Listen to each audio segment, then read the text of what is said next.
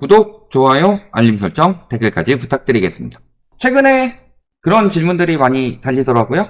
정부에서 공급 발표 누락한 거 이야기 좀 해주세요 라고 했는데, 그것뿐만이 아니라 지금 여러 가지 부동산 시장에 대해서 정책을 쓰는 거 외에 심리를 살리기 위해서 정부가 국민들에게 조금 세게 말하면 거짓말을 하고 있다. 공급적인 측면뿐만이 아니라 부동산 시장만 보더라도 제가 크게 오늘 3가지 정도 들고 왔습니다. 더 말할 부분은 엄청나게 많은데, 근데 이 3가지만 보시더라도 정부가 지금 국민들을 얼마나 속이고 있는지, 그래서 부양시켜서 지금 경제 성장률도 건설업으로 만들어냈지만 그게 얼마나 지속될 수 있겠느냐, 이런 부분을 생각을 해보셔야 됩니다. 우선은 공급 이야기를 하기 전에 먼저 생각을 하셔야 될 게, 분양가 오른다는 이야기를 정부에서 엄청나게 많이 했죠. 2022년 원희룡 국토부 장관부터 계속 원자재 가격이 상승해서 분양가가 올라간다. 이것을 정부에서 먼저 이야기를 하고 이게 언론으로 퍼지는 경향이 많았었죠. 그리고 실질적으로 지금 찾아보시면은 언론에 관련한 독재화 지수가 많이 높아졌다고 합니다. 우리나라가. 그만큼 정부가 말하는 것들을 언론이 받아 적는 경우가 많다는 소리죠. 지금까지도 계속 이런 이야기 하면서 실질적으로 서울 분양가만 하더라도 1년 새 24%가 올랐다고 합니다. 서울 분양가만 해도 1년 새 24%가 올랐고, 지금 모든 것들이 다 원자재비 상승으로서 안 된다, 그러니까 가격 더 올려야 된다, 이런 기사들이 나오고 있어요. 심지어 GTX마저도. 그러면은 원자재비가 진짜 올라갔는지를 확인을 해봐야 되겠죠. 요것에 대해서 최신 자료가 잘 발표가 안 돼요. 근데 이런 기사들이 뜹니다. 올해 2월 기사죠. 시멘트 값이 3년 누적 54.6% 상승. 그래서 부정 효과를 받아야 건설업이 살아난다. 건설업이 비용 부담이 너무 크다는 소리죠. 근데 이런 것들 항상 조심하라 그랬어요. 최근 분양가 올라가는 이유는 3년 누적된 원자재비가 올라가서가 아니라 최근 원자재비가 올라가서 분양가가 올라간다는 소리죠. 근데 꼭 최근에 상승폭이 줄어들면은 누적치를 발표를 해요. 최근 지표가 불리하게 나오면 길게 잡는다고 그랬죠. 그런데 막상 이 기사에 있는 사진을 보면 무슨 이야기가 나오냐. 2021년에 원자재비가 엄청나게 올랐습니다. 근데 2022년에 원자재비 상승폭이 엄청나게 줄었죠. 작년에 원자재비 때문에 분양가 계속 올라가야 된다는 기사들 엄청나게 썼었죠. 작년에 건설 중간재 원자재비는 0.3%포인트 올랐습니다. 이게 분양가를 폭등시킬 만한, 지금 서울 분양가를 24% 폭등시키기 위한 원자재비 상승이냐, 이게 과연. 인건비 폭등 이야기하는데 인건비 폭등이에요? 실질 임금은 물가 상승률보다 낮습니다. 임금 상승률이 물가 상승률보다 낮기 때문에 실질 임금이 마이너스로 나오고 있죠. 임금이 많이 올랐냐? 아니면은 물가 많이 오르는데, 물가 상승은 대부분 우리나라 같은 경우 지금 먹거리 물가 이런 데서 많이 오르고 있죠. 서민들 지금 치명적인 데서 오르고 있는데, 지금 그러면 주거라도 안정시켜야 되는데 분양가 올라가야 된다고 정부에서 계속 부추기고 있는데, 실질적으로 작년에 원자재비는 0.3%포인트 올랐다. 그리고 시멘트값 3년 누적 이야기하고 있는데 최근에 유연탄 가격 엄청나게 떨어졌죠. 400에서 100대까지 떨어졌습니다, 가격이. 근데도 시멘트값 계속 올라야 된다, 이런 식으로 이야기하고, 원자재비가 그래도 2023년에는 원자재비가 조금 올랐지만 올해 또 물가가 다시 살아나고 있지 않냐, 올해 원자재비가 폭등하고 있다, 이런 식으로 이야기하시는 분들도 있을 수 있어요. 근데 철근값이 폭락을 하고 있습니다. 왜? 건설업이 추진이 안 되니까. 당연히 수요가 줄면은 가격은 수요 공급의 논리에 따라서 가격은 떨어질 수밖에 없죠. 그러니까 수요가 줄어서 공급은 이만큼 하고 있었는데 수요가 줄어버리면 가격이 떨어지는 거죠. 건설 가격만 안 떨어지게 하려고 그렇지만 실질적으로 건설 수요가 줄면서 철근 가격이 떨어졌어요. 철근 공급이 남았기 때문에. 남은 철근 공급으로 싸게 공급받을 수 있는데도 지금 분양가가 계속 올라가는 이유는 원자재비 상승 때문이다. 분양가를 더 올려줘야만 한다. 지금 원자재비 가격이 폭락하고 있습니다. 그러니까 원자재비는 싸게 사고, 그죠? 이런 식으로 가격 자체도 떨어지고 있는데 이런 것도 하고 있죠. 30억짜리 서초 아파트에 중국산 유리가 들어가 있다. 원자재비 자체 절감에다가 플러스로 가격 하락으로 인한 절감이 이중으로 이어지고 있습니다. 원자재비는 자체 절감, 그 다음에 저렇게 또 절감하고, 최근에 보면은 이런 것도 있어요. 담합까지 해가지고 이런 걸로 막 가격 올리는 거지 원자재비가 많이 올라가서 그렇다라고 하기에는 최근에는 원자재비가 떨어지고 있다. 근데 분양가 올리려고 하면서 이런 짓거리나 하고 있는 거지. 이런 것 때문에 오르는 거지. 저런 것들 잡아야 되는데 원자재비 정부에서 원자재비 올리니까 분양가를 올려야 됩니다. 이런 식으로 이야기하니까 서민들 막 죽어나는 거 아니에요. 그러면서 원자재비 때문에 분양가가 유의미하게 올라가지 않아서 공급 부족입니다. 정부에서 공급 부족을 조장하고 있어요.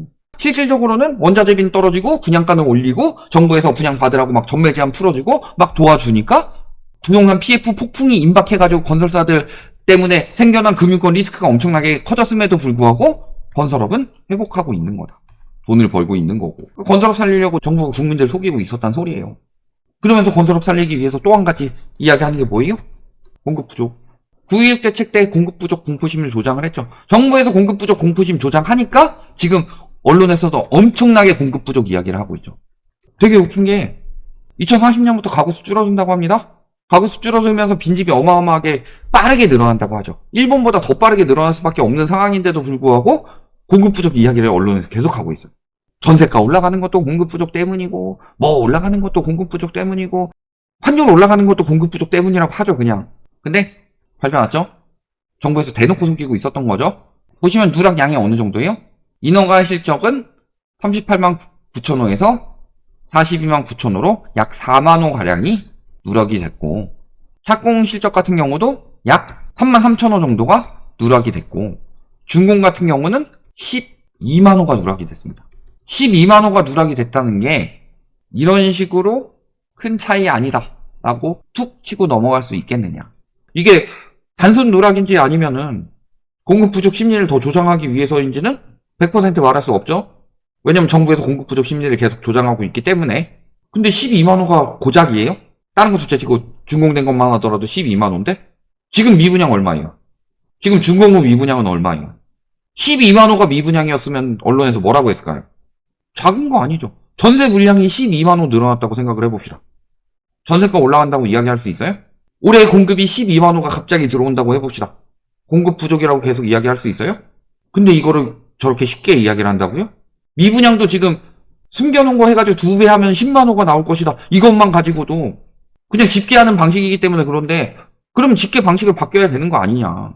12만 호는 엄청난 물량이에요. 우리나라 지금 가구수 12만 호 줄었다고 생각을 해봅시다. 왜냐면 12만 호가 들어갈 집을 누락했기 때문에 공급을 그만큼 누락했으면은 그만큼 수요를 뺐다고 생각을 해봅시다. 전세가 어떻게 됐을까요? 그죠? 엄청나게 큰 사건이다. 왜냐면은 정부에서 공급 부족 이야기를 안 했으면 모른다. 정부에서 공급 부족 이야기를 했기 때문에 저런 누락은 굉장히 뼈 아플 수밖에 없는 거다. 여기에 실질적으로 공급 부족도 아니었죠.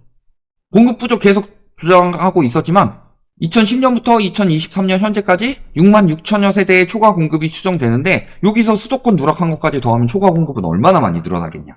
언론에선 계속 공급 부족 조장을 하고 있지만 실질적으로는 초과 공급이 왔죠.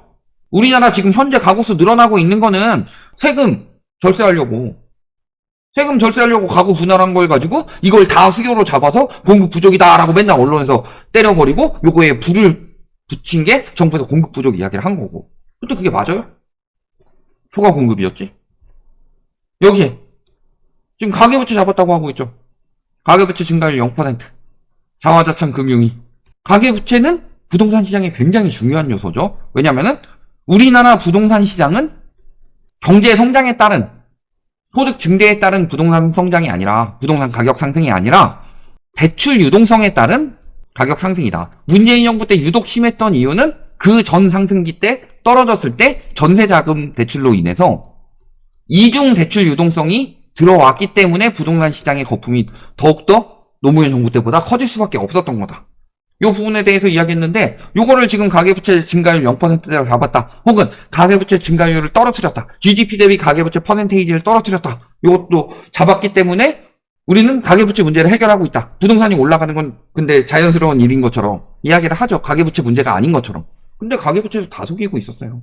첫 번째, 통계 착시가 나올 수밖에 없는 이유는 회계기준 변경에 따른 효과로서 보험 약관 대출이 약 50조 가량 빠졌기 때문에 이게 2.2%포인트를 낮춘 영향을 줬다고 하죠. 그리고 이 보험 약관 대출이 그 뒤에 다른 부채는 잡혀도 불황형 대출, 지금 경제가 굉장히 불황이기 때문에 이런 불황형 대출은 늘어나고 있는 추세입니다. 그 중에서 보험 약관 대출이 20조 넘게 늘었죠. 그 이후에. 보험 약관 대출이 그때 50조 가량 줄였는데 현재 70조 가량 넘어섰기 때문에 이 부분이 누락됐으면은 GDP 대비 가계부채의 퍼센테이지는 더 많이 올라갈 수밖에 없죠. 요것뿐만이 아니라 자, 주담대 증가세 진정 국면이다. 가계대출 2달 연속 감소다. 최근에 가계부채까지 잡았다.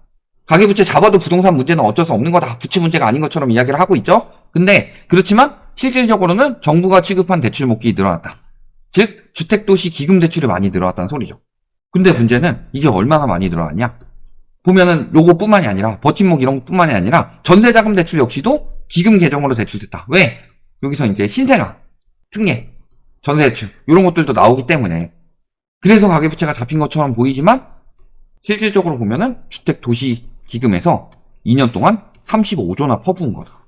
그래서 2021년 말 기준 조성액이 거의 117조 가량 됐었죠. 이게 95조 정도까지 확 줄었다. 작년에 뭐 특례 보금자리론이라든지 보시면 신생아 특례 대출 재원이나 또 공공지원 민간임대주택 여기도 쓰고 노후 저층 주거지 뉴빌리지 사업에도 쓰고 이런 데 기금을 쓰고 있는데 실질적으로 요것 때문에 35조나 빠졌다. 정부에서 퍼부은 대출로 인해서 주택도시기금에서 자금이 빠졌기 때문에 그만큼 은행권에 덜 잡혀서 가계부채 증가폭이 꺾인 걸 가지고 지금 가계부채가 줄었다라고 하지만 부동산 시장에 정부가 주택도시기금을 통해서 자금을 퍼부어주고 있는 게 현실이다. 그러면 자금을 그렇게 퍼부어주니까 부동산 시장이 살아났는데 정부는 우리는 부동산을 연착륙을 시킬 거고 가계부채도 안정적으로 잘 잡고 있습니다. 가계부채를 안정적으로 못 잡고 있기 때문에 부동산 시장이 이 모양 이 꼴이 되는 거고 그 핵심에는 부동산에 퍼주고 있는 정부의 대출 때문이다. 그래서 정책자금 대출이 작년에도 주담대의 대부분을 차지했고 올해는 그 부분이 문제가 된다고 하니까 대출 안 내주는 것처럼 많이 안 내주는 것처럼 이야기를 하지만 실질적으로는 뭐 하고 있었다? 신생아 특례나 이런 것들 도시기금으로 내고 있어서 정부가 살 깎아 먹으면서 부동산 시장을 부양하고 있었던 거다. 이런 부분들 보시면은 저런 것들 다 드러나게 됐을 때 정부가 지금 자금이 많지 않죠? 그러면 저런 것들 다 빠지게 되면 어떻게 될 거냐? 부동산 시장.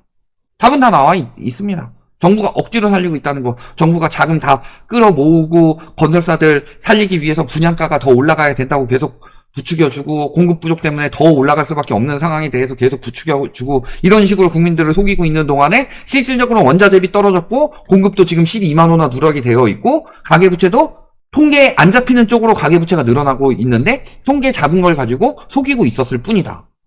이런 식으로 버티고 있는 부동산 시장이 얼마나 가겠어요. 뭐 하나만 터지면 끝이지. 그러니까 지금 계속 PF 위기 경고하고 있고 환율 문제 이야기하고 있는 거예요. 경제가 이 모양 이 꼴이면은 당연히 터질 수밖에 없는 거다. 수영장에 물 빠지면 누가 수영복을 입고 있는지 누가 알몸으로 수영하고 있는지 다 드러납니다.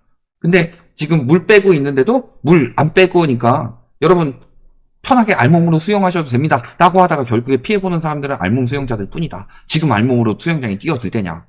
물을 엄청나게 빠르게 빼고 있는데 이렇게 보시면 답이 나올 거다. 여기까지 말씀드리겠습니다.